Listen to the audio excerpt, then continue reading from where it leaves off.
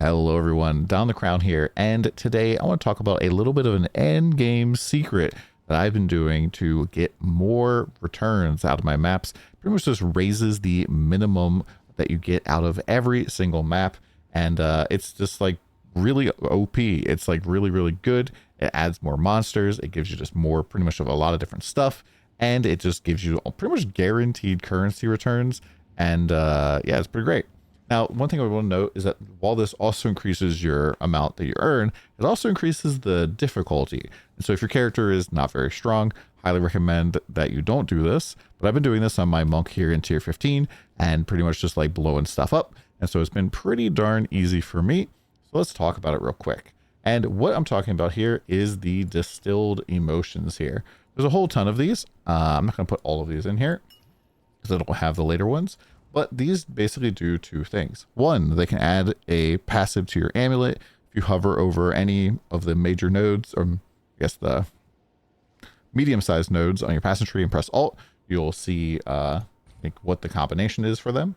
However, if you add these two maps, so you can control click these in here, you can see that this will add a layer of delirium basically. So increases the pack size and 9% delirious, and you can do up to 3 distilled emotions, so up to 27% delirious and 24% increased pack size.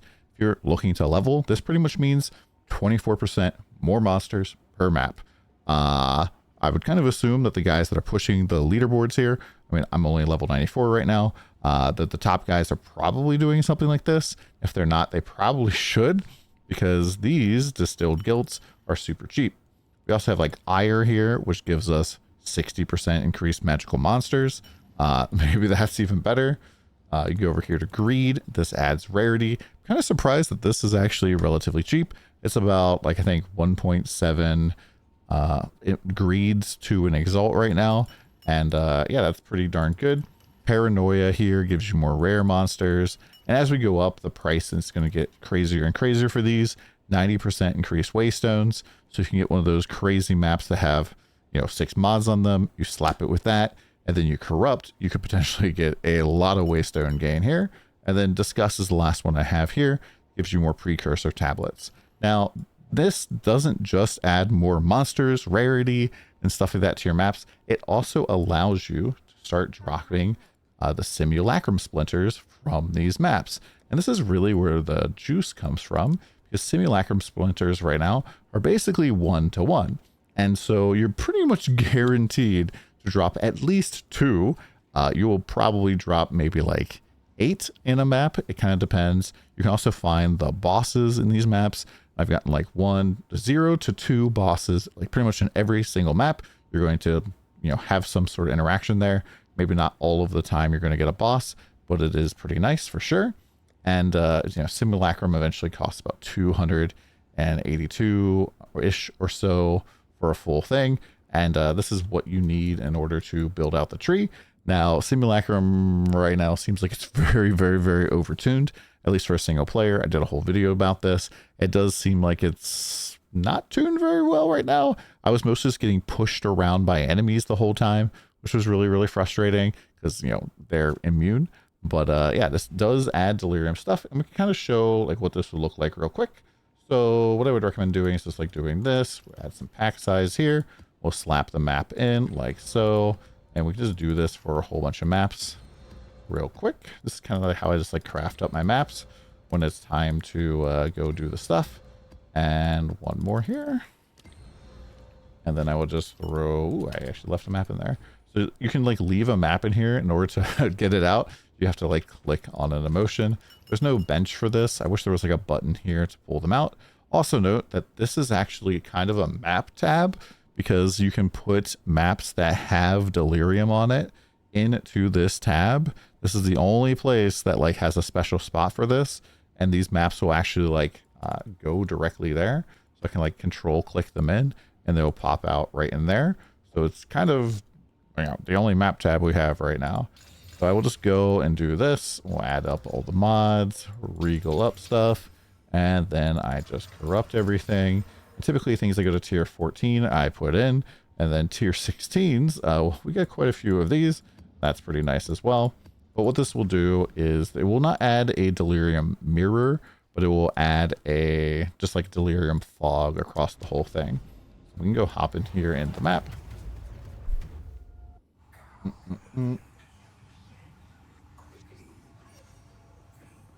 Go run in. As you can see, there's no like timer or anything like that. And this fog will just persist. Now note, if you do this on a map that has delirium mirror, it will eat the mirror. So there we go, 2 simulacrum splinters already. And we've barely even started the map. So the map is already paid for itself in terms of simulacrum splinters. Remember that each one of those is basically like an exalt. And yeah, this is pretty nice. And these mobs here are a little bit weird. You might notice that they don't Herald of Ice. I don't know what's going on with that. I think that's also the case in PoE1. They don't like actually die in the same way. They don't create bodies. There's our 3rd splinter there. And also this will add additional rare mobs that are just chilling out in the fog. And those guys actually don't count towards the completion of the like the map overall. You can have some extra mobs that don't count. Ooh, another splinter. Pretty juicy explosions there. Now, the one downside to this, I think, besides like having a little bit more difficulty on the map from the delirium mobs, is that it does make it so that it is a little bit harder to see ground effects and stuff. And so I'd recommend like your character be relatively strong before you start doing this kind of stuff. But for the most part, like, I don't really notice the fact that I'm delirious. Maybe it's because I'm delirious, I don't notice it. Where did that leak go? And also, one thing that's kind of cool is that elites will kind of have a special buff on them. And I think that this actually, and the boss as well, this in some ways makes the difficulty a little bit easier, because the first thing that the boss will do is kind of self-stun, and the like delirium effect will take over their animation. And so instead of doing their like new PoE2 scary attacks for the boss, they'll be like busy standing still, doing nothing, while their like delirium ghost is channeling up a huge attack. And so between that and freeze and stun, it kind of feels like bosses just stun lock themselves, which is pretty nice. Definitely cool. Cool for like if you're kind of struggling for bosses a little bit. I mean, I don't really struggle with bosses on this character right now because we're like pretty overgeared at the point for even like tier 16 maps. But yeah, it's been pretty fun. And so, you know, we make money from the simulacrum splinters. There's more monsters on the map. There's more just density overall or rarity, whatever we're really going for. And I think it's just a really good and easy way to get stuff done. I'm going to like finish up the map here so we can see how many splinters we get. And this is like not me intentionally trying to clear everything and like going and doing those like little mirror things on the ground here. That like will spawn more delirium specific monsters. And those guys can drop splinters. And I believe it's only the delirium specific monsters that are going to drop splinters. Double exalt, that's always nice. Ooh. But yeah, if you're interested in this build, by the way, we do have a build guide for this. We just updated it with some more technology with the big explosions. We'll have some like maybe some more build guide stuff going forwards. I'm just definitely messing around with a whole bunch of different things right now. Like I'm trying out like a faster attack speed tree at the moment to see if that feels better. And yeah, just having a good time with the game. I think that there is a lot of good bones with the whole setup. I do like that for the most part. There's like several different options for me to like build out my character, different paths to take.